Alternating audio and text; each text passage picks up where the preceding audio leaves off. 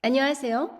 예수님의 제자 신민수입니다. 오늘 이 시간에는 타조 같은 인생 그리고 독수리 같은 인생을 여러분과 함께 말씀을 나누면서 함께 상고해보는 시간을 갖도록 하겠습니다. 먼저 기도로 시작하겠습니다. 하나님 아버지, 오늘도 이렇게 말씀을 깨닫는 지혜를 주시고 함께 나눌 수 있는 기회를 주셔서 감사합니다. 이 마지막 때를 살아가면서 저희들이 하나님 아버지의 말씀 안에서 독수리의 날개와 같이 높이 상공을 나를 수 있는 그러한 멋진 인생을 살 수 있도록 인도하여 주시기를 간절히 바랍니다. 저희들이 낙심되고 어려운 일들에 봉착할 때에도 하나님 아버지의 뜻과 그리고 하나님 아버지의 높으신 그런 사랑을 깨닫고 저희들이 늘 힘차게 살아갈 수 있도록 힘을 주시길 원하시며 하나님 아버지께서 오늘 허락하신 이 말씀을 통해서 저희들이 영감을 얻고 나머지 인생 동안 힘차게 뜻을 갈고 닦으며 끝까지 인내할 수 있도록 인도해 주시기를 간절히 바라며 이 모든 말씀 우리 주 예수 그리스도 이름 받들어 간절히 기도드리옵나이다. 아멘. 여러분, 오늘 저는 여러분들과 함께 두 종류의 새를 특성을 나누고자 합니다. 이 새가 정말 이 두 마리의 새가 다른 것 같으면서도 뭔가 비슷한 게 있어요. 그리고 우리 인생에서도 완전히 틀린 것 같지만 비슷한 게 있습니다. 그래서 이 두 짐승을 통해서 어떤 것을 배워야 되고 어떤 것을 정말 우리가 되돌아서 회개해야 되는지 그것에 대해서 여러분들과 함께 말씀을 나누고자 합니다. 자, 먼저 타조서부터 시작하겠습니다. 타조알 여러분 아십니까? 타조알은요, 세상에서 제일 크고 단단하다고 합니다. 약 2kg쯤 되는데요. 이게 무게가 어느 정도냐 하면 달걀 200개를 함께 모아놓은 그런 엄청난 무게라는 것입니다. 그런데 이 단단하기가 얼마나 단단한가 하면 자동차가 쫙 밟고 지나가잖아요. 안 깨져요. 그리고 이 껍데기에 아주 그 미세한 구멍이 있는데 요게 아주 특이해서 세균하고 그 물 같은 거는 다 이렇게 걸러내는데 그게 산소는 싹 통과를 시킨답니다. 달걀에도 있대요. 그런데 한 2,000개가 있다면 타조알에는 그게 3만 개가 있다고 하는 것입니다. 체중은요 90kg에서 150kg이라고 하니까요 저나 여러분보다 훨씬 무겁겠죠. 수명은요 인간의 수명하고 비슷해요. 70, 80살 정도 된다고 합니다. 그리고 키는 2m 정도. 그리고 날 수는 없어요. 그런데 이 달리기가 얼마나 빠르냐 하면은 이제 시속 70km에서 90km, 뭐 차처럼 그냥 쉥 달리는 거죠. 그런데 이 엄청난 생존력은 거기에서 끝나는 게 아닙니다. 이 타조는요, 시력이 매 눈보다 더 좋은 타조라고 합니다. 시력이 25.0. 사람이 눈이 좋으면 2.0 정도 되거든요. 그러니까 12배 이상이나 눈이 좋아요. 이게 어느 정도 좋은 거냐 하면은 10km 이상의 거리를 인식할 수 있고요. 42m 정도 되는 거리에서 개미가 이렇게 지나가면 그걸 볼 수 있다고 합니다. 이 타조는요.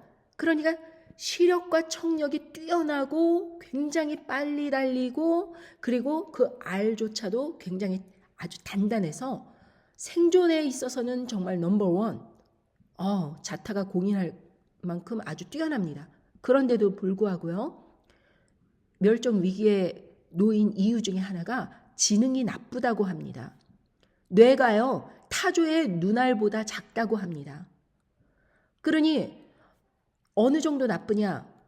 예를 들면은 이제 천적이 막 다가와 갖고 바로 딱 앞에 서잖아요. 그럼 도망갈 데가 없잖아요. 그러면 어떻게 하느냐 하면은 이 작은 머리를 갖다가 모래 속에다 콕 박고 자기는 다 숨었다고 생각한다는 것입니다. 그 몸통, 거대한 몸통은 다 보이는데 이 머리만 모래에다가 숨으면 되는 거예요.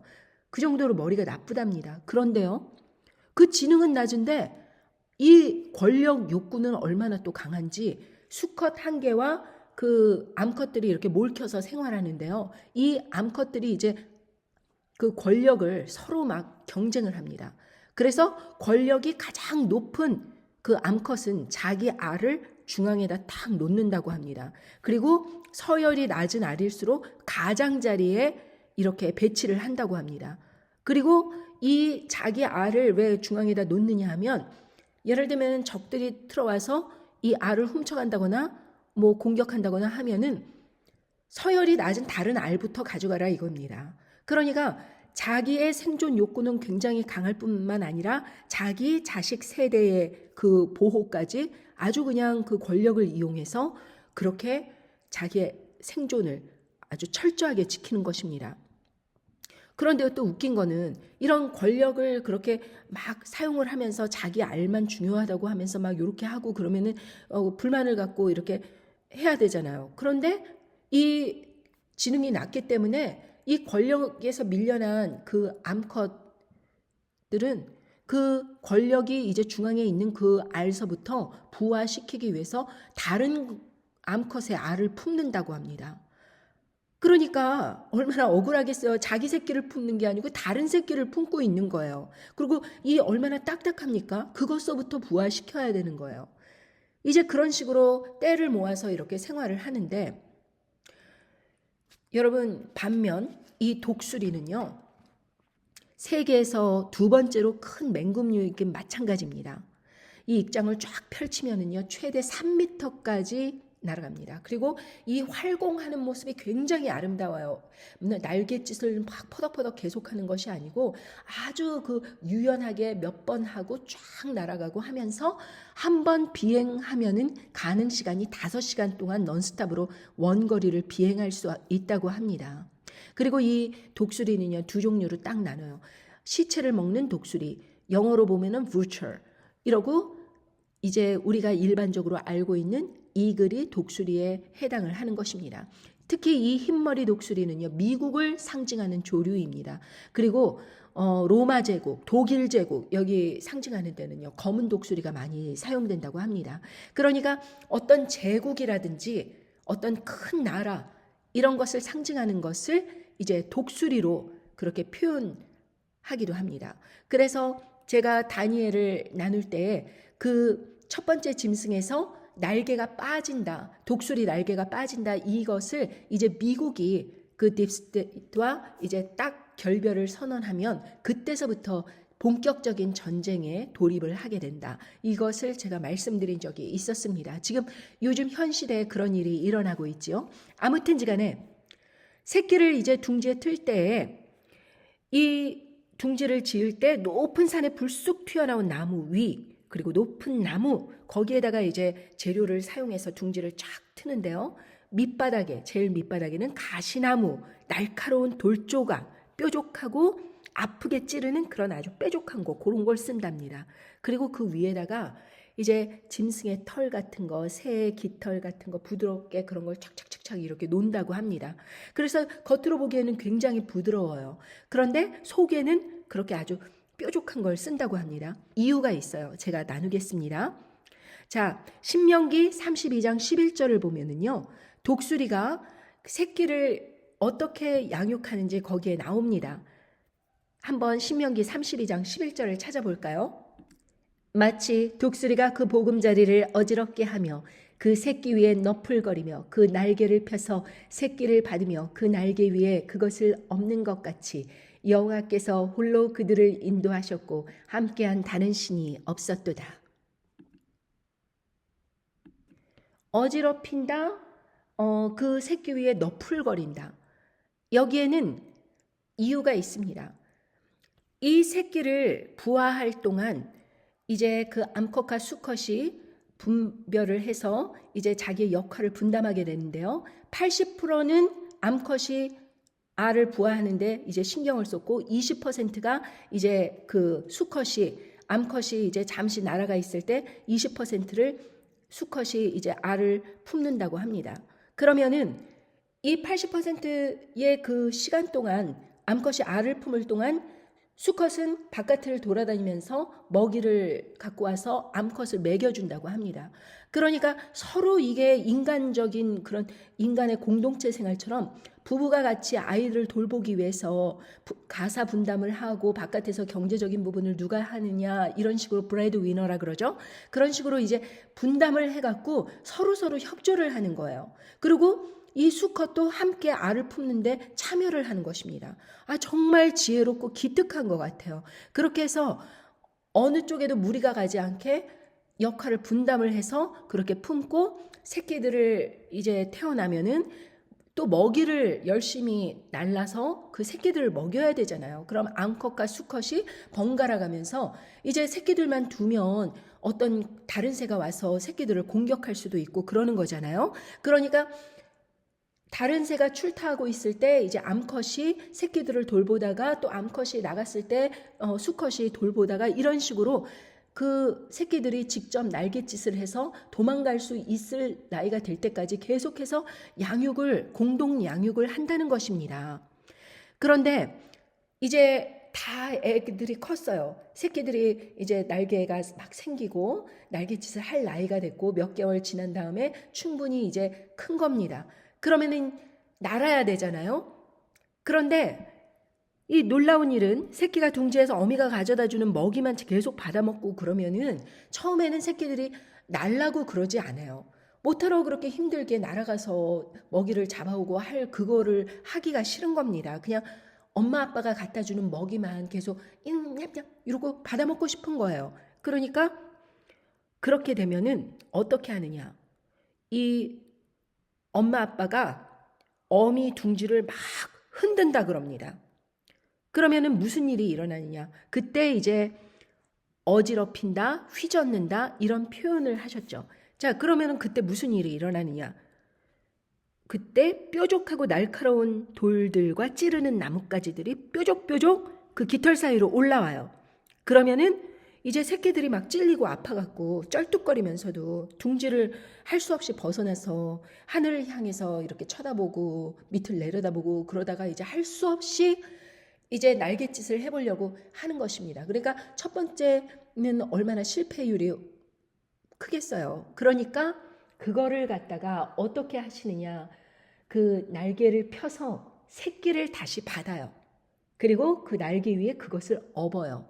그리고 둥지에 다시 쏟아 놓습니다. 그러면은 둥지에서 다시 한번 점핑을 해봅니다. 그리고 날개를 막 열심히 해봐요.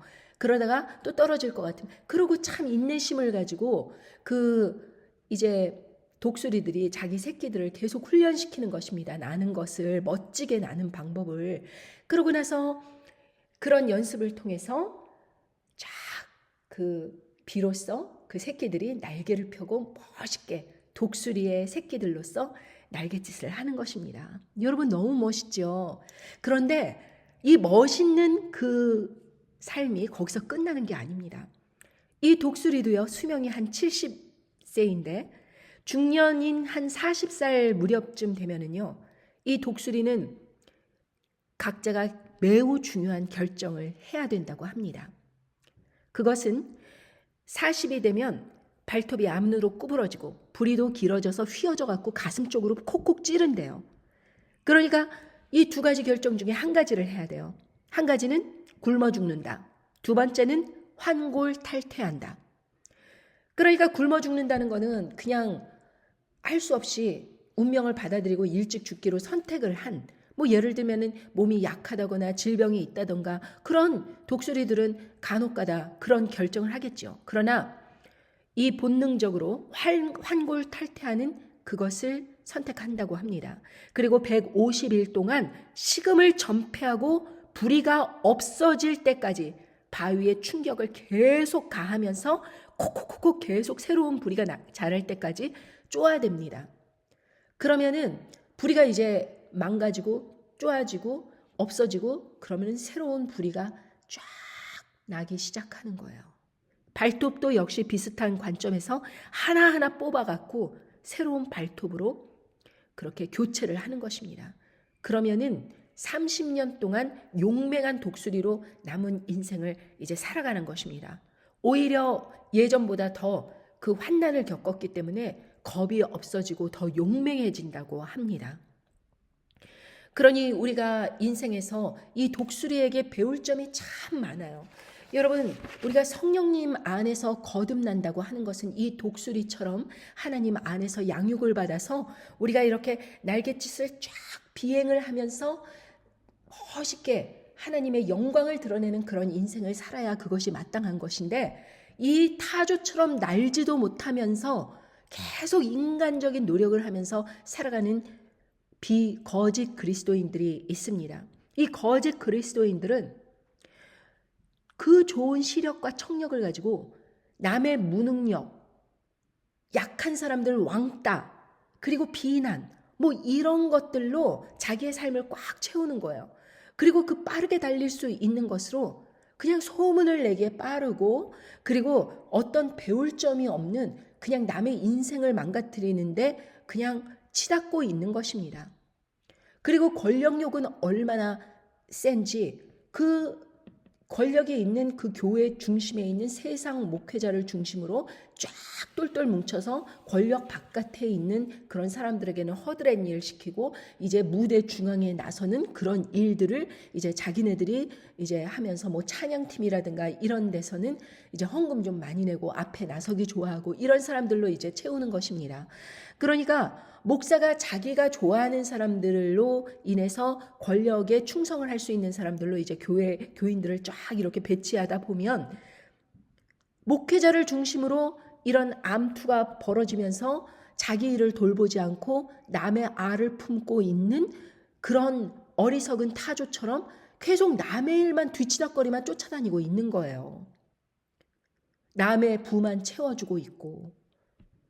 그러니 자기 일을 돌보지 않고 남의 일을 그렇게 쫓아다니고, 그리고 뭐 자기의 그 수치스러운 삶은 남들이 보지 않을 거라고 생각을 하면서 뭐 여전히 이러고 드러내놓고 다니다가 만약에 창피한 일이 있으면은 모래 속에 머리만 콕 박는 식으로 남들은 못 본다고 생각하는 거예요.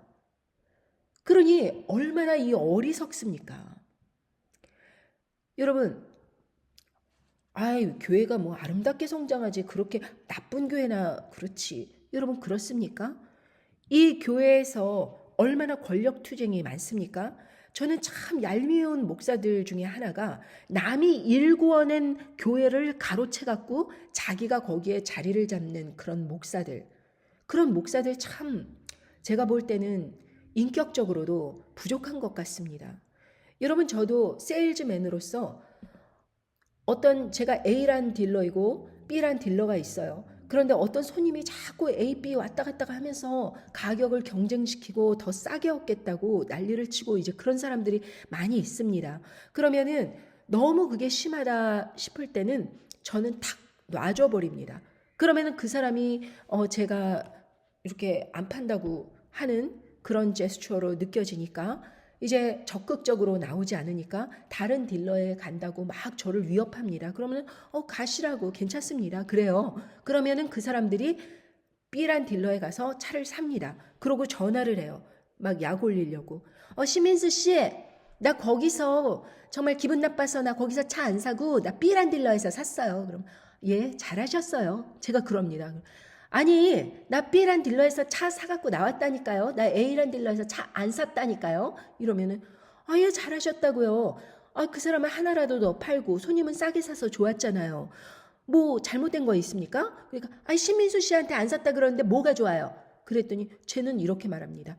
그 사람도 먹고 살아야죠. 어떻게 모든 손님이 다 제 손님이 될 수는 어짬습니까? 저도 그렇게 상도라는 거를 지켜요. 나름대로. 그런데 이것은 그냥 다른 사람 단골 고객이고 그렇게 한 사람들 막 그거를 다 뺏어와 갖고 내 교회에 심겠다고 이런 거나 뭐가 틀립니까? 여러분, 제가 25년 가까이 다닌 교회도 사실은 비슷한 겁니다. 어느 목회자가 처음에는 순수한 마음으로 뭐 3, 4명, 5명 뭐 이렇게 해서 시작을 했어요. 점점 커지다 보니까 뭐 이제 어떤 학교 건물 그런 데를 이제 빌려갖고 이제 조촐하게 모임을 가졌습니다. 사람이 점점 부르는 것입니다. 그러니까 이 사람들하고 으쌰으쌰해서 이런 일도 하고 건축 헌금도 하고 이제 열심히 하기 시작했어요. 그러다 보니까 이제 건축 헌금을 내면서 교회를 짓게 되고 그리고 이전을 했어요. 그랬더니 아주 뽀대나게 건물을 쫙 세워놓으니까 주위에서 많은 교회에서 다니던 사람들이 야, 거기 가면은 어린아이들 그 교육 시스템이 그렇게 좋대. 야, 이민사회에서 거기 가서 무슨 정보를 얻을 수 있대. 이런 식으로 이제 사람들이 조그만 교회에 있다가 큰 교회로 다시 다 이렇게 오는 겁니다. 수평 이동을 하는 거예요. 그러니까 그런 식으로 해서 많은 교인들이 이 교회로 왔습니다. 교회가 점점 성장이 됐습니다.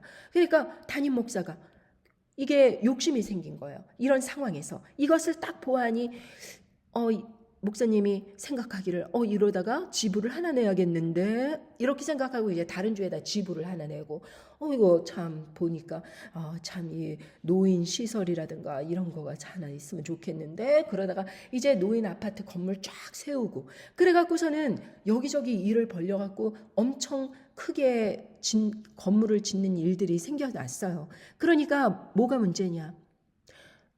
융자를 많이 얻었으니까 이걸 갚을 길이 이제 또 마음이 조급해지는 것입니다. 은퇴를 할 나이 전까지는 이것을 다 해결해야지. 거기에서 이제 나오는 수익금으로 이렇게 은퇴 자금을 꼬박꼬박 마련하고 이런 여러 가지 계산이 드니까 교인들에게 그 헌금에 대한 압박을 막 하기 시작하는 거예요. 그러더니 어느 날은 작정 헌금을 다 써내라고 합니다. 뭐 크게 써내라고 막 그렇게 이제 재촉을 합니다. 어떤 사람은 20만 불을 써냈대요. 약 2억 6천이죠. 그리고 어떤 사람은 뭐 10만 불을 써냈대요. 그러면서 말하기를 20만 불짜리는 몇 명, 10만 불짜리는 몇 명. 그러니까 교인들이 짜리로 보이기 시작하신 것입니다. 그러니까 이때서부터 비극이 시작된 것입니다. 그러다 보니까 이 부목사들도 다 이제 이 상황을 다 보면서도 아무 말 하지 않고 나름대로의 실속을 챙기기 시작했어요. 한국에서 돈이 이제 딱 싸들고 와갖고 어떤 수술을 받겠다고 어떤 환자가 찾아왔어요. 그러고서는 뭘 어떻게 해야 될지도 모르고 영어도 못하고 그러니까 이제 소그룹 모임에서 그런 거를 이야기했겠죠. 그 이야기를 들은 부목사가 그 돈을 제게 주시면은 제가 한번 알아보겠습니다. 이렇게 이야기했겠죠. 그러니까 그 환자는 그렇게 도와주겠다는 말에 감사합니다. 이러고서는 또 그 돈을 홀라당 넘겼어요. 그러니까 그걸 갖고 야밤도주를 했습니다. 이제 교회가 난리가 난 거예요. 그 환자는 이 교회를 바라보고 자기는 돈을 건넸는데 이 교회가 입 닫으면 나는 어떡하느냐 이러면서 억울해하면서 소송을 하겠다고 이렇게 나오고 했었습니다. 그랬을 때 이제 목사의 역할이 참 중요한데 이 담임 목사는 그것을 어떤 좋은 방향으로 해결하려고 하는 것이 아니고 소송해! 그럼 나도 소송할게요. 이런 식으로 맞대응을 한 것입니다. 그런 가운데서 저는 3장의 장문의 편지를 썼습니다. 그리고 100불을 헌금을 하면서 우리가 직접적인 그런 잘못은 없지만 우리가 책임은 있지 않겠는가. 그래서 사람들에게 이렇게 이 사람의 그 어려운 환난을 생각해서 이 수술비를 모아서 이 사람에게 돌려주자 이런 것을 위해서 좀 모금 운동을 했으면 좋겠습니다. 이러면서 제가 이야기를 한 것은 만약에 이것을 보고 세상 사람들이 이 교회 정말 주님의 은혜로 아름다운 교회다 이래갖고 성도들이 더 많이 오게 되면 얼마나 좋은 그러한 일이 되는 것입니까? 이러면서 설득도 하였습니다. 그런데 목사는 그거를 딱 보더니 왜 지가 나서 이렇게 본 것이죠. 그리고 다음 예배 때 제목이 스타 의식을 버려라 이런 걸로 이제 계속 나서지 마라, 나대지 말아라 이런 식으로 이제 말씀을 전하는 것이죠. 그래서 저는 그렇게 한 번의 시도를 하였고 그리고 그것을 묻어버렸습니다. 남편에게도 얘기하지 않고 주위 사람 아무에게도 그 목사의 그 도덕성에 대해서 전혀 이야기하지 않았습니다. 침묵하였습니다. 그리고 하나님께 모든 것을 맡기고 저는 그냥 저의 생활을 살아갔습니다. 그리고 저는 잠시 동안 목사가 어떠냐 저쩌냐 이런 이야기를 하는 것을 참견하지 않았습니다. 결국 어떻게 됐느냐? 그렇게 10만 불짜리는 얼마, 20만 불짜리는 얼마, 짜리 이러면서 하더니 그 다음에 이제 설교 말씀에는 작정헌금을 낸 사람들을 향해서 모든 사람이 이제 작정헌금을 얼마 하겠다고 막 써냈겠죠. 그 사람들을 향해서 하나님께 서원을 한 것에 대해서 지키지 않으면 어떤 저주가 있는지 계속 그 말을 전하는 것입니다. 사람들은 얼마나 따가울까요? 그냥 분위기에 휩쓸려서 어떠한 큰 액수를 적어냈는데 그것을 해내지 않으면은 이제 하나님께서 치신다. 이런 식으로 말씀을 전하니까 여기저기서 이제 불만 세력이 속출하기 시작했습니다. 드디어 본격적으로 어느 날 한국에서 부흥의 목사를 초빙해서 오는 일이 있었습니다. 이 목사가 딱 보아하니 분위기가 딱 잡히는 거예요. 이거 분열 날라고 하는데 딱 이야기를 하는 것입니다. 반대파 세력에게. 내가 이 교회에 부임을 하라고 하나님께 부르심을 받은 것 같습니다. 이렇게 이야기를 하니까 이제 그 주축을 딱 잡은 사람들이 그렇습니까? 저희도 그렇게 부름받은 것 같습니다. 이러면서 그 한국에서 온 목사를 이제 초빙하고자 이 기존의 개척을 하였던 목사를 교회에서 몰아내는 일이 발생합니다. 그리고 나서 한국에서 목사를 이제 데려온 것이죠. 그리고 나서 그 목사가 담임 목사가 이제 한국에서 온 분으로 딱 교체가 되고 그분도 딱 보아하니 기존 세력 만만치 않아 다 교체가 됐습니다. 그리고 또 그렇게 불만 세력 안전하지 않아 그 사람들도 다 내보냈습니다. 부목사들 다 내보내고 이제 새로운 목사들로 다 이렇게 교체를 하였습니다. 그렇게 해서 말끔하게 정리가 되고 그렇게 원하시는 대로 다 이렇게 정리정돈이 됐겠죠. 하나님께서 기뻐하실까요? 그렇지 않죠.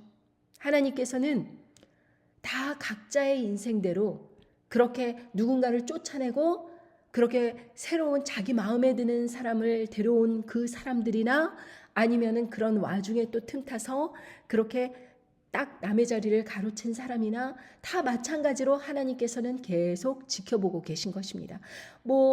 본인들께서는 하나님께서 이렇게 말씀하셨다, 저렇게 말씀하셨다 이러면서 이렇게 미화하고 저렇게 미화하고 하겠지요. 그러나 저는 거기에 일체 참견하지 않습니다. 그리고 그 교회를 계속 다닙니다. 처음에 그 새로 한국에서 부임해 온 목사가 제가 이제 이 교회를 오래 다닌 것을 보고 또 저에게 이렇게 이야기를 하는 것입니다. 관상을 보아하니 굉장히 그 교회에 오른팔같이 헌금도 많이 하고 그런 식으로 생기셨어요. 이런 식으로 이야기를 합니다. 저는 기가 막혔죠. 왜냐하면 사실 얼굴만 딱 보고 이 헌금을 내게 생겼다 이렇게 이야기를 하는 거 아닙니까? 그러니까 저는 그 말을 들으면서 그렇게 행동하신 분이니까 그런 말이 나올 법도 하네. 그렇게 지나버렸습니다. 저는 사람들이 어떤 사람을 몰아내고 누구를 데려오자 이런 일들의 자체에 참견하는 것을 싫어합니다. 저는 그냥 하나님 말씀만 받고 하나님 말씀대로 제 인생을 열심히 살아나가면 되는 것입니다. 교회 재정에 참견할 마음도 없고 담임 목사에게 충성할 마음도 없고 저는 하나님만 바라보면서 그냥 저 할도리만 하면 되는 것입니다. 여러분, 한 번은 이 한국에서 온 목사가 이제 다른 교회 목사들이 제네시스 아주 제일 좋은 신형을 뽑고 막 이런 걸 보고 부러웠던가 봐요. 그래서 제네시스 이야기를 합니다. 교회를 거의 지금까지 25년 다녔는데 한 작년에 이런 이야기를 하더라고요. 저보고 새신자 등록 그 교육을 받으라는 것입니다. 그러고서는 남편에게는 서리집사 교육을 받으라는 것입니다. 같이 부부가 나왔는데 저에게는 새신자 교육을 받으라 그러고 남편에게는 서리집사를 받으라 그러니까 저희 부부는 양쪽에 다 참관을 했습니다. 서리집사 그 모임에서 제네시스 이야기를 하는 거예요. 그러더니 이제 제가 자동차에 있었기 때문에 그 페이먼트에 대해서 알지 않습니까? 한 10명쯤 모여 있었는데 서리집사로 새롭게 임명된 사람들이 근데 그 사람들에게 100불씩 더 내라고 하는 것입니다. 그러니까 100불이면 1000불 아니에요? 그러니까 얼추 제네시스 한 달 페이먼트 나오는 식으로 그렇게 나오는 거 아닙니까? 그러니까 100불씩 더 내라고 하는 것입니다. 그러면서 말하기를 100불 못 내요? 못 내면 내가 줄게요. 그러면서 이야기도 하는 것을 들었습니다. 아무튼지 간에 100불을 더 내라고 100불씩 추가로 더 내라고 이런 식으로 노골적으로 그 액수까지 그렇게 정해주는 것을 보고 참으로 참 기가 막혔습니다. 아무튼지 간에 그러건 말건 저는 하나님께서 저를 어디에 심어주셨건 저는 제가 있는 자리에서 그냥 쭉 살아가면 되는 것입니다. 그분들은 그분 나름대로 여러 가지 인생을 살고 여러 가지 의견이 있겠지만 그 팩트는 그것입니다. 그분들은 계속해서 하나님의 그런 심판 속에서 자신의 죄를 회개하지 않는 한 그냥 계속해서 헝금헝금 찬양 노래하다가 그렇게 인생을 소비하는 것이겠죠. 여러분, 그 권력에 그렇게 한번 맛을 들이면 거기에 종로를 쓰라면서도 사람들은 그것이 잘못됐다는 것을 전혀 인식을 하지 못해요. 이 타조처럼. 그래서 남의 알을 부화하는 것을 자기가 직접 하고 있고, 그리고 다른 사람이 그렇게 부끄러운 줄 알아라, 창피해라 그렇게 비난을 하면 얼굴만 그냥 박으면 되는 것입니다. 그냥 그 사람만 안 보면 자기 죄가 없어진다고 생각을 하는 것입니다. 그래서 저에게 새신자 등록하라 그러면 제가 이제 기분이 나빠서 교회를 뛰쳐나갈 줄 알고 그렇게 이야기를 하겠지만 뭐 신경 안 씁니다. 제가 뭐 여기를 가면 제 모습이 안 보이고 여기를 가면 안 보입니까? 여러분, 우리가 거듭난다는 것은 이 독수리처럼 환골탈태하는 그런 각오로 나와야 됩니다. 이 불이 얼마나 예민하고 정말 아픈 부분이겠습니까? 머리에 그 뇌에 가장 가까운 부분이잖아요. 그걸 부리를 뽑아버려야 되는 것입니다. 발톱을 뽑아버려야 되는 거예요. 그래야지 새로운 것이 나는 것입니다. 그 노력을 하기 위해서, 그 새로운 것을 얻기 위해서 하물며 짐승도 이러한 노력을 하는데 우리가 성령님으로 인해 거듭나기 위해서 우리가 어떠한 노력을 해야 되는가? 하나님 아버지께서 주시는 은혜를 받기 위해서 우리가 옛날의 자아를 깨트리기 위해서 어느 정도의 노력을 해야 되는가? 여러분, 사랑하는 자도 버려야 됩니다. 내가 애착을 갖는 어떤 커리어도 아낌이 없어야 돼요. 돈, 가치를 두지 말아야 됩니다. 내가 나를 생각하는 건강, 나를 소중히 생각하는 가족, 이런 모든 것들 하나님 말씀 앞에 다 내려놔야 되는 것입니다. 여러분, 나를 내려놓을 때에 이 타조처럼 사는 것이 아니라 비로소 혼자서 쫙 하늘을 비상할 수 있는 이 독수리처럼 멋있는 인생을 살 수 있는 것입니다. 하나님 아버지께서는 타조를 길들이시지 않습니다. 타조는요, 지네들 멋대로 그렇게 살아가는 거예요. 그냥 생존 욕구만 강해서. 그런데 이 독수리는 새끼들을 그렇게 길들입니다. 멋있게 살 수 있도록.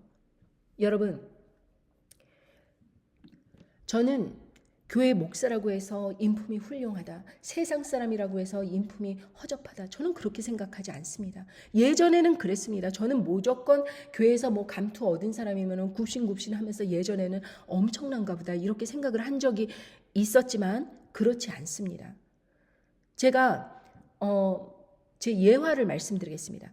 제가 10몇 년 동안 책을 썼습니다. 그래서 한국에 여러 차례 수시로 나가서 이 출판을 하기 위해서 노력을 많이 했습니다. 한 몇 년 동안 한 3번 찾아갔었을 때 어떤 그 기독교 출판사가 그날이 오면 이 책을 출판해 주겠다고 그렇게 승낙을 한 겁니다. 그래서 다음날 그 계약서를 작성하기 위해서 이제 호텔에서 남편과 막 기뻐갖고 막 이러면서 다음날 찾아가는 일정을 뭐 친구 라이드를 받아서 별걸 이제 다 계획을 하고 딱 찾아갔습니다. 그랬더니 그 출판사 사장님이 저한테 그러는 것입니다. 그 사장이 하는 얘기가 자기가 워싱턴 지역에 전화를 해서 거기에서 목회를 좀 크게 하신다는 그 목사에게 전화를 했다는 것입니다. 혹시 신민수 씨 아니냐고. 그랬더니 그 목사가 하는 말이 아유, 그 사람 차 파는 사람이에요. 그 사람 책 괜히 출판해줬다가 그 출판사 공신력 떨어지게 아유 조심하세요. 그 사람 아유 그런 책 출판하지 마세요. 이래가지고 그날 저녁에 대화를 통화하고 난 다음에 아침에 계약서를 사인하기로 한 그 아침에 저에게 계약을 못하게 됐다고 이제 거부 통보를 하는 것입니다. 찾아간 저로서는 청천벽력 같은 말이 아닐 수 없습니다. 그래서 호텔로 돌아와 남편과 막 울었던 생각이 납니다. 제가 너무 서럽게 우니까 남편도 옆에서 따라서 울더라고요. 불쌍하다고. 그래서 이제 그런 일이 있고 나서 저는 이제 잊어버렸습니다. 그런데 몇 년 뒤에 이런 소식을 들은 것입니다. 그 설교 시간에 그 목사의 실명과 교회 이름을 딱 얘기를 하면서 그 목사가 명예퇴임을 몇 달 앞두고 그 교회에 불미스러운 일이 일어나는 바람에 사임을 할 수밖에 없는 처지가 되어갖고 사임을 하였고 이제 따라서 그 퇴직금은 받지 못하게 됐다. 이러한 이제 이야기를 전해 들은 것입니다. 제가 그것을 듣고 깜짝 놀랐습니다. 다른 사람의 그 일, 성령님을 통하여서 이루어지려고 하는 그 일을 회방을 했더니 자기의 은퇴가 날아가 버리는 거예요. 얼마나 무섭습니까? 평생을 은퇴는 이렇게 보장이 돼 있겠거니 하고서는 수십 년간 교회를 개척해서 그렇게 읽어왔는데 그 퇴직금을 받지 못하게 됐다는 것입니다. 반면 제가 자동차에 이제 있었을 때 2012년도인가 그때 어떤 중국인 여기자가 저에 대해서 굉장히 좋은 그 기사를 그 중국 신문에 대서 특필했습니다. 이제 그 이유가 이제 이거였었습니다. 이 중국 여기자가 저에 대해서 이제 궁금해 하던 차에 어떤 일로 인해서 그 인권단체에 관한 그런 일과 그런 이제 그 상황, 그것을 갖다가 한국 대사관에 가서 이제 알리고 홍보하고 그런 일을 맡았다고 합니다. 그런데 그런 공식 일정이 다 끝난 다음에 대사에게 한국을 대표하는 한국 대사, 미국 주재 한국 대사, 그 제일 높은 분 아닙니까? 한국을 대표하니까. 그런데 그분에게 혹시 신민수 씨 아십니까? 이렇게 물어봤다는 것입니다. 그랬더니 그 대사가 하는 말이 신민수 씨 아주 똑똑하고 훌륭한 여자입니다. 그 사람 한인 중에서 모르는 사람 없어요. 그 사람 칼럼을 자기가 잘 읽는데 아주 생각이 바르고 똑똑합니다. 이렇게 이야기를 해줬다는 것입니다. 저는 만나보지도 못했는데 저는 그분 이름도 몰랐어요. 그런데 그렇게 저를 칭찬해줬다고 하는 이야기를 듣고 저도 가슴이 너무 벅찼고 또 그 일로 인해서 중국 신문에 제 기사가 크게 특필이 된 것입니다. 저는 이것을 통해서 중국 고객들을 많이 만날 수 있었어요. 그런데 이것을 제가 말씀드리는 이유는 그런 일이 있고 나서 저는 잊어버렸어요. 그런데 정말 몇 년이 흐른 뒤에 그분이 한국에서 아주 유명한 게 그렇게 실권에서 일을 하고 계시더라고요. 영향력 있는 아주 그런 총책임자의 역할을 맡으면서 아주 멋있게 일하고 있는 모습을 뉴스에서 들었습니다. 그래서 제가 그런 생각을 했습니다. 저렇게 하나님의 사람을 또 칭찬해주고 그렇게 격려해준 저런 사람에게 하나님께서 저분이 크리스천인지 아닌지는 모르겠지만 하나님께서 저렇게 축복의 그런 영향력을 높여주시는구나. 제가 그것을 깨달은 것입니다. 간접적으로. 그러니까 여러분 하나님의 사람에 대해서 함부로 그냥 그 사람 겉모습만 보고 그냥 막 막말하고 이러고 하면 여러분들 스스로의 인생이 망가지고 힘들어지는 거예요. 그러니까 여러분들 조심하셔야 됩니다. 이 입이라는 것은 정말 조심하셔야 됩니다.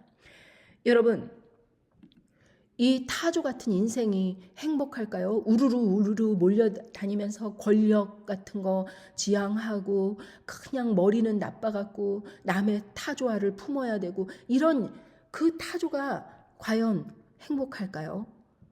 여러분, 이 교회도요, 교회 안에도요, 타조 같은 사람들이 있습니다. 그 좋은 청력과 시력으로 남을 괴롭히고 실족해 하고 그렇게 남의 그 흠에 대해서는 그냥 막 실명을 거론하면서 까발리고 막 이러는 사람들이 있어요. 그 눈초리 그것만 하더라도 저는 느낄 수 있습니다. 제가 이렇게 말씀을 전하는 것을 싫어하는 사람 물론 있겠지요. 그러니 그 싫어하는 사람이 또 뒤에서 어떠한 이야기를 할지 저는 알고 있습니다. 대충 감을 잡고 있어요. 그런데 저를 쳐다보는 눈초리 하나 때문에 뭐 이렇게 따질 수는 없지 않습니까? 그냥 우아하게 웃는 모습으로 멋있게 다녀야지요. 그냥 참아내야지요. 뭐 제 주위로 사람이 없다. 그리고 새로운 사람들로 가득 차고 저를 이렇게 흘끗흘끗 쳐다본다. 멋있게 견뎌야 합니다. 여러분, 그런데 신앙이 깊지 않고 믿음이 깊지 않으면 이것을 견디기가 쉽지 않아요. 교회에 왔어요. 허름해요. 거의 거지나 다름없어요. 한국말도 영어도 잘 못해요. 한국에서 온 지 얼마 되지도 않아 갖고 아는 게 없어요. 그런 사람들 그냥 정죄하는 눈으로 이렇게 위아래 쳐다보면서 견적내고 이런 것을 하나님께서 얼마나 싫어하시는지 마태복음 18장의 5절부터 제가 한번 말씀을 나누겠습니다. 또 누구든지 내 이름으로 이런 어린아이 하나를 영접하면 곧 나를 영접함이니 누구든지 나를 믿는 이 소자 중 하나를 실족해 하면 차라리 연자맷돌을 그 목에 달리우고 깊은 바다에 빠뜨리우는 것이 나으니라. 실족해 하는 일들이 있음을 인하여 세상에 화가 있도다. 실족해 하는 일이 없을 수는 없으나 실족해 하는 그 사람에게는 화가 있도다. 만일 네 손이나 네 발이 너를 범죄케 하거든 찍어내버리라. 불구자나 쩔뚝발이로 영생에 들어가는 것이 두 손과 두 발을 가지고 영원한 불에 던지우는 것보다 나으니라. 만일 네 눈이 너를 범죄케 하거든 빼어내버리라. 한 눈으로 영생에 들어가는 것이 두 눈을 가지고 지옥불에 던지우는 것보다 나으니라. 자, 어떤 신부가 이런 이야기를 하는 것을 들었습니다. 네 눈이 너를 범죄케 하고는 빼어내버리라. 그러면서 자기는 그냥 수만 번도 그냥 음욕의 생각이 이렇게 하면은 수만 번도 더 눈을 빼버려야 되겠다고 그러면서 우스갯소리를 하는 것을 들었습니다. 여러분, 그렇게 단순한 말씀이 아닙니다. 이 실족해 하는 눈초리 하나만으로도 그렇게 실족해 하는 그런 일들에 대해서 어떻게 경고하시냐. 이 손발이 남을 갖다 실족해 하였으면 손발을 찍어내버리고 이 눈으로 인하여서 사람을 넘어지고 잡아뜨리게 되면 그 눈을 뽑아버려라. 이겁니다. 그게 차라리 불못에 영원히 던져지는 것보다 낫다. 여러분, 우리는 죽으면은 다 이 몸은 썩어서 들어가지만 다시 부활해서 영원한 생명체, 깨끗한 생명체, 정말 죽지도 않고 아프지도 않는 완전한 몸으로 태어나는 것입니다. 그러니까 이 살아생전에 이 팔다리 눈 하나 없어졌다고 하더라도 생명은 있는 겁니다. 그러나 반면 그렇게 온전하게 자기를 치장하고 성형수술하고 막 이런다고 하더라도 그냥 지옥불에 떨어지면 그거로 끝이에요. 영원히 거기서 살아야 돼요. 그러니 어떤 게 지혜로운 것이냐 생각해 보라는 것입니다. 그렇게 팔 찢고 손 찢고 눈 찢고 이러라는 것이 아니라 생각을 하라는 것입니다. 뭐가 더 중요하냐. 어떤 사람이 그래요. 어떤 그 인도자가 기도 모임을 인도를 하는데 여기에서 누구든지 나를 믿는 이 소자 중 하나를 실족해 하면 차라리 연자맷돌을 그 목에 달리우고 깊은 바다에 빠뜨리우는 것이 나으니라. 이 말씀을 전하면서 자, 여기에서 여러분 믿는 저기 교회에 찾아온 작은 사람들 있잖아요. 그런 사람들 실족해 하면은요 자기가 연자맷돌을 목에 달고 바다에 빠진대요. 이러고서는 설명을 하는 것입니다. 제가 아니죠. 그 말씀은 그게 아니고 이 소자 중 하나를 실족해 하면 그 일이 얼마나 정말 처참한 범죄인지, 범죄 중에서도 가장 지독한 범죄가 뭐예요? 시체의 은이가 아닙니까? 살아있는 채로 그 목에다가 연자맷돌을 달고 물에 빠지면은 얼마나 고통스럽게 죽을 것이며 그리고 깊은 바다에 빠져서 시체까지도 찾을 수 없잖아요. 완전 범죄를 하는 거잖아요. 그렇게 잔인한 범죄를 하는 거나 마찬가지다.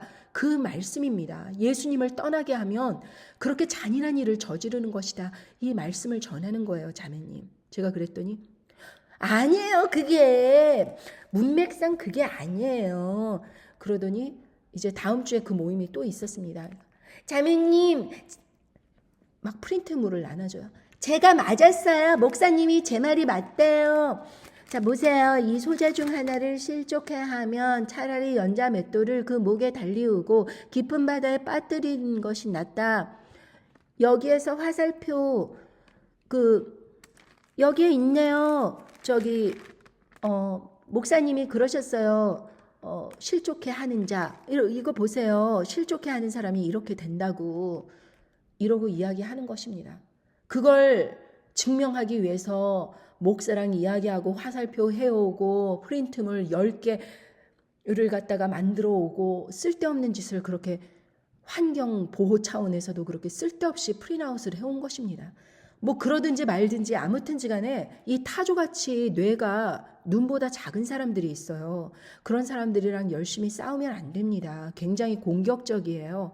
그래서 그냥 내버려 둬야 됩니다. 특히 이분은 참 제가 이렇게 혀를 내둘렀던 이유가 그 접촉사고가 났는데 자그마치 그 상대방 잘못이었대요. 자그마치 2년 동안 헬스클럽에서 헬스 트레이너를 그 고용을 해서 자기가 그 헬스 트레이너 운동을 하고 있다고 합니다. 여러분, 그 상대방 보험비가 얼마나 올라갔겠어요. 아니, 그냥 차가 저기 사고가 나면 보통 일반 사람들 어떻게 합니까? 차 수리하고 뭐 어떻게 목에 다쳤으면 재활치료하고 뭐 그걸로 끝이지 2년 동안 무슨 헬스 트레이너를 붙여갖고서는 몸짱을 만들겠다고 삐리삐리 하신 분이신데 아무튼지 간에 참 그런 것만 보더라도 이런 분이랑 잘못 엮이면 안 되겠다. 경각심이 딱 오더라고요. 그래서 지혜가 딱 생겨서 자매님 말씀대로 그렇게 생각하십시오. 예, 이렇게 지나가 버렸습니다. 아무튼 여러분 그렇게 잔인한 일을 하는 것입니다. 그렇게 다른 사람을 실족해 하는 그것이 얼마나 악한 일인가. 그러니까 이단이 위험하다고 하는 것입니다, 여러분. 차라리 불교나 무슨 이슬람 이런 데 찾아간 사람들은 어차피 자기들이 찾아서 자기들이 선택해서 그런 데를 찾아간 거잖아요. 분명히 누굴 섬기는지 알고선 찾아간 거잖아요. 그런데 이단은 어떻습니까? 예수님 믿겠다고 이렇게 찾아왔는데 예수님을 싹 우상으로 교체해버리는 것입니다. 그리고 이단적인 사상을 싹 심어놓는 거예요. 그러니 예수님 믿겠다고 찾아왔는데 이단적인 생각을 머릿속에 쫙 넣어놓으니까 이 사람이 독수리처럼 그렇게 멋있게 하나님의 사람으로 거듭나서 그렇게 살 수도 있는 인생이었을 뻔했는데 거기에다가 이단적인 사상을 심어넣어갖고 지옥불에 떨어지게 하는 이런 악한 사람들이 하나님 심판날에 정말 여러분 용서받을 수 있을까요? 여러분 저는 이 실족해 하는 일 교회에서 너무 많이 일어납니다. 특히 남이 일구어낸 교회를 이렇게 가로채는 얄미운 목사들. 여러분 남의 터에 짖지 않는다고 성경 말씀에 나와 있어요. 하다못해 세일즈 업계에서도요 상도라는 게 있어요. 제가 A란 딜러고 어떤 사람이 B란 딜러잖아요. 그런데 사람들이 막 이렇게 왔다리 갔다리 하면서 이렇게 가격 경쟁을 하잖아요. 그러면은 거기 가서 사라고 이렇게 탁 놓아줍니다. 그런데 그런 상도가 있는데 그냥 남이 일궈낸 걸 탁 가로채고 또 그 교회 헌금을 통해서 잘 먹고 잘 살려고 하고 그 초대교회에 저희 있던 그 목회자도 그냥 어느 정도 뭐 예를 들면은 한 100명 정도 모인다 그러면은 뭐 연봉이 10만 불이라 그러더라고요. 1억 3천. 그러니까 이민교회에 그 목회를 하려고 그렇게 미국으로 올라고 그러는 사람들이 참 많은 것을 제가 볼 때 참 지금은 이제 많이들 교회를 막 떠나가고 오히려 그런 상황이에요. 팬데믹 이후로는. 그런데 예전에는 그랬대요. 100명 있으면은 10만 불은 줘야 된다고. 그러니 이 10만 불 받는 걸로도 넉넉하고 참 한국에 비교했을 때 얼마나 연봉이 높은 겁니까? 그런데 뭐 몇천 명 되면 뭐 3억, 5억 뭐 난리가 납니다. 그러니 그런 것을 받고도 성이 안 차서 정말 참 그런 어처구니 없는 권력 투쟁을 하는 것을 볼 때 참 이래도 되는 것인가. 정말 교회 성도들은 먹고 살기 너무 힘들어갖고 정말 너무너무 어지럽고 힘든 생활 속에서 다달이 패해야 되는 그것 때문에 빌빌거리면서 사는데 이래도 되는 것인가. 제가 한 번은 어느 보험회사에 일을 했다가 이제 리타이어 보험 일을 오래 하다가 리타이어 한 분한테 한국 분한테 물어봤어요. 리타이어 하시면 뭐 할 생각이세요? 그랬더니 요즘 신학대학 다니고 있어요. 목회하려고요. 아니 여태까지 보험일 하시면서 그렇게 힘들게 돈을 모으셨는데 또 뭐 나이 드셔서 왜 그런 목회를 하시려고 하십니까? 참 힘이 들 텐데요. 그랬더니 아유 모르는 소리. 그 우리 동네의 그 평균 연봉이 얼마인 줄 알아요? 거기에서 10분의 1만 모아도 얼만데 그 놀고 먹어요? 이러는 것입니다. 그래서 제가 아니 뭐 사람들이 다 교회 다닌다고 11조를 하는 건 아닙니까? 그러니까 아이 똑바로 가르쳐야지 이 사람아. 그러니까 11조를 할 수 있도록 똑바로 가르쳐야죠. 이러는 것입니다. 여러분 이런 사람들이 뭐 사람들이 천국 가고 지옥 가는데 관심이 있겠습니까? 그냥 자기의 돈벌이 이 돈벌이 위해서 이거를 하는 거예요. 그래서 저는 정말 목회자 순수하게 한다. 정말 사심 없이 한다. 이런 분에게 이렇게 도전해 보고 싶습니다. 여러분이 만약 지금 받는 그 사례금, 뭐 목회자, 뭐 감사 비용, 뭐 무슨 뭐 사례비, 연봉, 뭐 뭐든지 하나도 받지 않고 오히려 여러분 돈을 써가면서 그 교회에서 일반 성도로 다닐 수 있겠는가? 그거를 여쭤보고 싶습니다. 일반 성도로.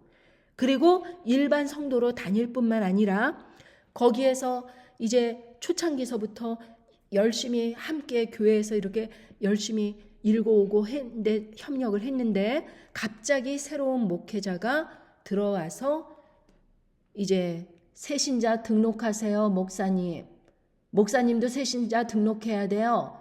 그런 대우를 하더라도 여전히 새신자 등록하고 새신자 말씀 듣고 일해 가면서 그 교회에서 계속 다닐 수 있는지 이것을 여러분들에게 한번 도전해 보고 싶습니다. 만약에 여러분들께서 지금 당장 나는 실천할 수 있다 하면은 그분은 진짜 하나님의 사람입니다. 그런데 그렇게 안 하고 이렇게 설명하고 저렇게 설명하고 지금같이 계속 하고 있다면 저는 여러분들의 그 순수성을 의심할 수밖에 없습니다. 왜? 제가 그런 인생을 살고 있기 때문에요. 저는 누가 월급을 주는 게 아니고 제 돈을 써가면서 여러분들에게 말씀을 전하고 있습니다. 여러분들 이것을 하면서 제가 칭찬을 받느냐? 욕을 얻어먹습니다. 그리고 제 인생이 막 쫙 잘 풀리냐? 차라리 실속 있는 일을 해라. 주위에서들 다들 저를 만류합니다. 그런데 제가 왜 일을 하고 있느냐? 하나님의 은혜가 너무나도 크기에 이렇게라도 안 하면 제가 알고 있는 지식을 다른 사람들에게 열심히 나눠주지 않으면 제가 다칠 것 같아서 하는 것입니다. 제가 그 은혜에 합당하지 못한 자 같아서 하나님의 은혜 때문에 하는 것입니다. 예수님의 그 공로 때문에 제가 이 일을 기쁜 마음으로 하는 것입니다. 그렇지 않다면 할 수 없지요. 저는 독수리처럼 날개를 펴고 비상하기를 원하는 그런 인생을 살기를 원합니다. 이제 이 마지막 시대에 뭐가 아깝겠습니까? 저는 좋은 여행 많이 해봤습니다. 5스타 유람선 타보고 뭐 1년에 3-4번씩 그 해외여행 가갖고 좋은 거 보고 랍스터 그 가재 요리 뭐 스테이크 이런 거 자르고 버페식으로 여기서 먹고 식당이 7-8군데 여기서 먹고 저기서 먹고 그냥 맨날 그렇게 있어도 그게 그렇게 좋지는 않더라고요. 저는 무엇을 하느냐? 아침에 일어나면은 남편은 구경하라 그러고 저는 꿇어 앉아서 기도를 2시간씩 하는 것입니다. 그런데 가서도 그만큼 하나님의 은혜가 너무나도 좋고 너무나도 기쁜 것입니다. 제가 살아 숨쉬는 이 자체가. 저희 집도 얼마나 큰데요. 뒤에 노루들이 나오고 넓다른 정원에 큰 그 차고 뭐 10개가 들어갈 수 있는 그러한 파킹할 수 있는 그런 넓은 차고 뒤에 배경 이런 것을 늘 보고 거기서 그것도 부족해서 기도의 집에 와서 기도를 하고 여러분 그럼에도 불구하고 그것보다 다 제치더라도 제일 좋은 거 하나님의 은혜. 제가 정말 간증드리고 싶은 것은 제가 이렇게 말씀을 전하고 제 수입도 하나도 없고 그러면은 누가 저를 도와주는 것도 아니고 아무런 물질적 공급이 나올 때가 막히고 그런다고 하더라도 하나님 아버지께서 저를 늘 풍족하게 어디선가 채워주세요. 요번에도 텍스 리턴이 돌아온 거예요. 제가 돈을 남편과 함께 이렇게 번 돈 세금을 너무 많이 냈다는 거예요. 그리고 세금을 돌려줬어요. 또 그러니까 그 돈으로 또 이렇게 생계를 유지하고.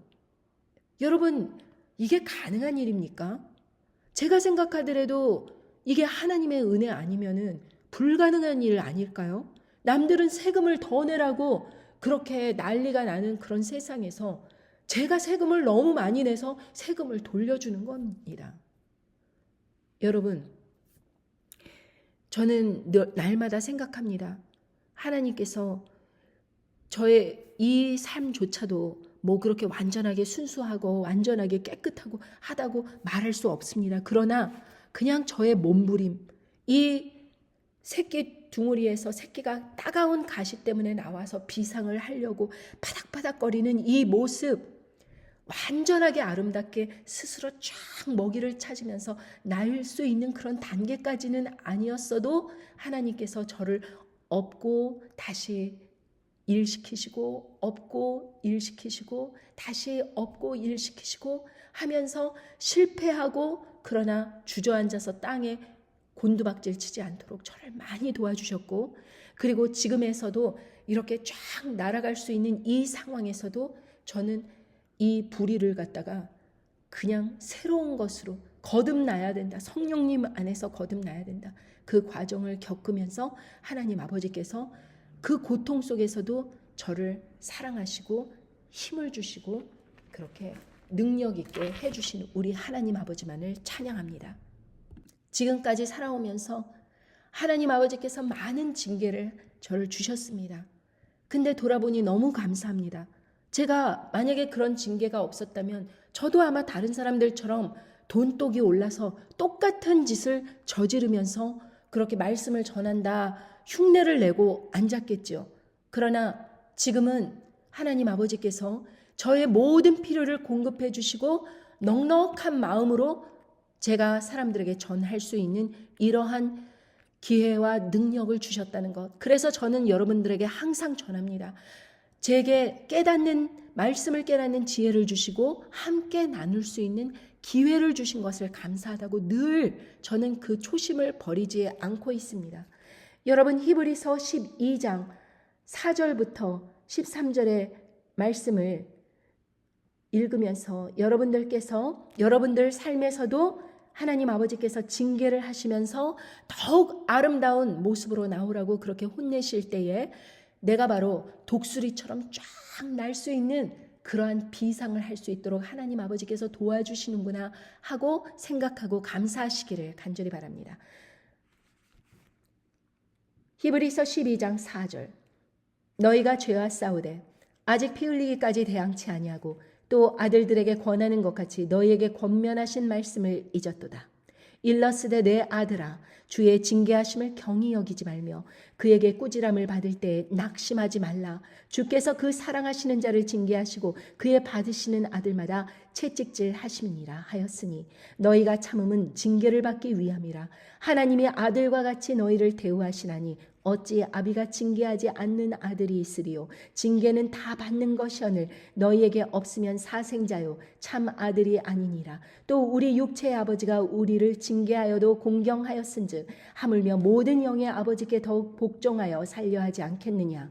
저희는 잠시 자기의 뜻대로 우리를 징계하였거니와 오직 하나님은 우리의 유익을 위하여 그의 거룩하심에 참여케 하시니라. 무릇 징계가 당시에는 즐거워 보이지 않고 슬퍼 보이나 후에 그로 말미암아 연달한 자에게는 의의 평강한 열매를 맺나니 그러므로 피곤한 손과 연약한 무릎을 일으켜 세우고 너희 발을 위하여 곧은 길을 만들어 저는 다리로 하여금 어그러지지 않고 고침을 받게 하라. 여러분, 우리가 이런 부활절을 맞아서 정말 환골탈태하는 그런 마음으로 하나님 아버지의 징계를 받을 때에 감사합니다.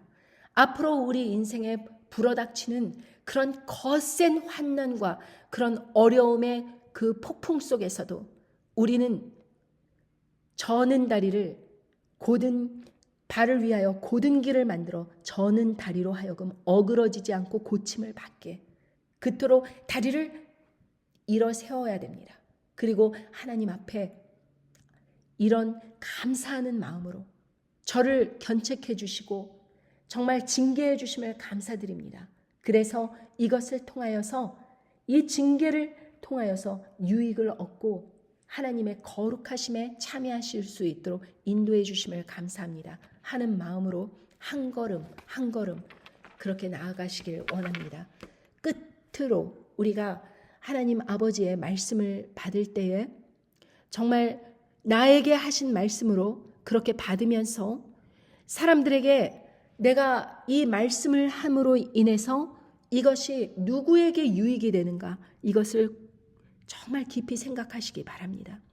이것이 다른 사람들에게 교훈을 주기 위한 그런 말씀인지 아니면은 말씀을 전하는 것인지 아니면은 나의 권력을 나의 힘을 나의 능력을 그렇게 사람들에게 자랑하기 위해서 사람들로 하여금 자기를 추앙하기 위해서 그렇게 꾸며갖고 이야기를 하는 것인지 생각을 하고 전하시기 바랍니다. 만약에 하나님 아버지의 말씀을 진정으로 전하기 원한다면 아마 여러분들은 저와 같이 핍박을 받을 것입니다.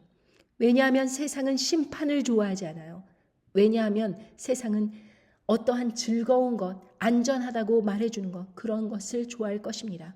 그러나 여러분, 심판을 외치셔야 됩니다. 그래야 하나님 아버지께서 여러분들의 편에 서서 끝까지 여러분들을 정말 훈련하시고 여러분들의 그 생명을 보존케 하시며 여러분들의 그 마음속에 하나님을 경외하고 감사하고 공경하는 마음을 끝까지 가질 수 있기 때문입니다. 그러므로 하나님의 징계를 감사하게 받아들이고 어려운 환난 날 속에서도 감사함과 끝까지 충성하는 그 마음을 변치 마시기 바랍니다. 감사합니다. 안녕히 계세요.